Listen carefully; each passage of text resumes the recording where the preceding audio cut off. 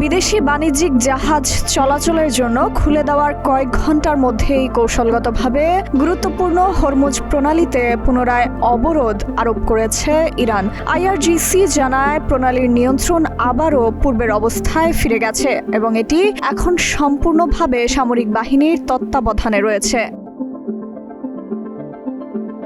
ইরানের রাষ্ট্রীয় সংবাদ মাধ্যম জানায়, যুক্তরাষ্ট্রের অবরোধ ও সামুদ্রিক কার্যক্রমের জবাব হিসেবেই এই পদক্ষেপ নেওয়া হয়। আইআরজিসি যুক্তরাষ্ট্রের বিরুদ্ধে সামুদ্রিক দস্যুতার অভিযোগ তুলে দাবি করেছে তথাকথিত অবরোধ আসলে অবৈধ হস্তক্ষেপ।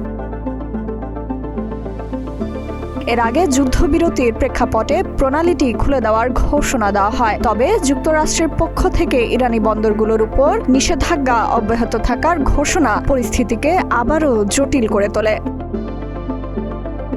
বিশ্বের অন্যতম গুরুত্বপূর্ণ তেল পরিবহন পথ হিসেবে পরিচিত এই প্রণালীতে নতুন করে উত্তেজনা তৈরি হওয়ায় আন্তর্জাতিক বাণিজ্য ও জ্বালানি বাজারে অনিশ্চয়তা বাড়ছে। বিশেষজ্ঞরা সতর্ক করেছেন, পরিস্থিতি দীর্ঘায়িত হলে বৈশ্বিক অর্থনীতিতে এর নেতিবাচক প্রভাব পড়তে পারে। ডেস্ক রিপোর্ট, প্রতিদিনের বাংলাদেশ।